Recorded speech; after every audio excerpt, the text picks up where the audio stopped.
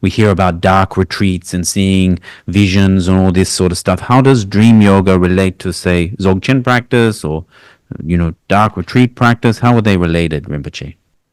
So, so in the Dzogchen practices, like a dark retreat, it's all are like visions, like in a dark room, you see a lot of visions. You see, if you like when I was as a teenage, I was in a 49 days in the dark room. So 49 days in the dark room. During that time, I saw many visions. Visions like as I would see outside, real people walking in the mountains and rivers and fish and things like that. So you begin to see this vision.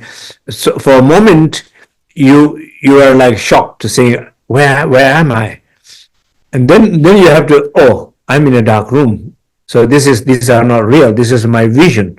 So moment you when you realize you are in a dark room, in a room, you know it's not real. What you think is real.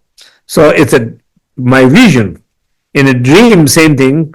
Moment you know you're dreaming, so you know these stories are not real. It's the dream stories. So moment you are in the waking life, as you said, you have a similar story during the waking state. Moment you are aware, conscious, you realize this is an illusion. This is not real. In Buddhism, we will say like inherently nothing is there, right? So this teaching that everything is like, most of your experience is largely constructed from your mind. So Rinpoche, you're in a dark retreat when you're a teenager, 49 days in complete dark, and you're seeing things like a fish and things like that, Rinpoche? Yes. So I saw many things. I think about the first 2 weeks, not much. Then I start to see in a different positions. I was in a meditation position. Then suddenly in the sky in front of me, I see like a big image, like a face of a friend. Just only head. Wow. Huge size. Kind of scary because it was like so vivid, so like a microscope, like a. Yeah. Or you would see something like from distance, you can see the mountain and some people are moving, coming toward you. You see them coming closer and closer and closer. You're in meditation, you're observing them. So they come so close, and then you can almost recognize their nationality, like a hairs and all the detail, and they turn back and they're left back. Or another time, I'm just sitting down, during the break of meditation, just lying down on my pillow like this.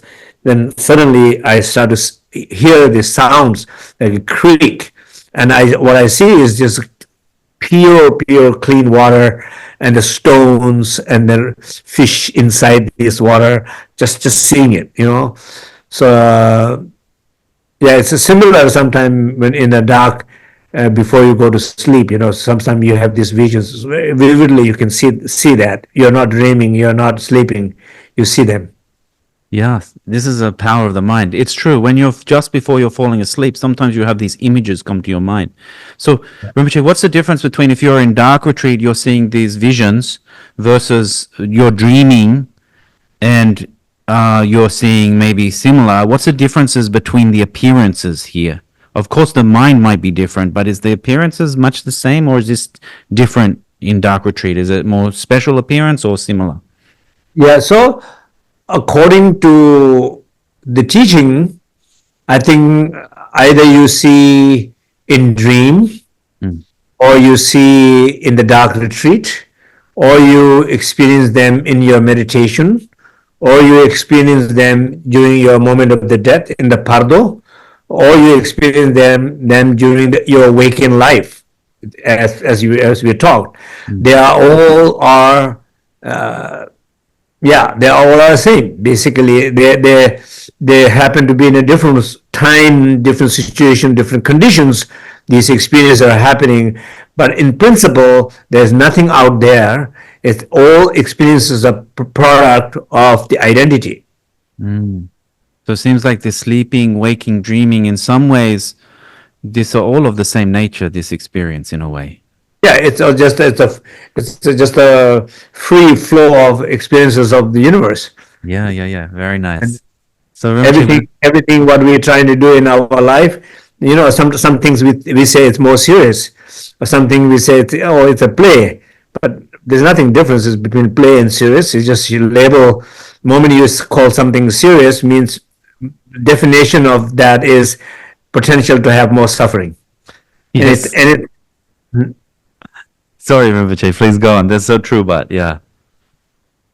Yeah. people live together for many years and then they say, oh, let's get serious about our relationship. That means let's suffer now.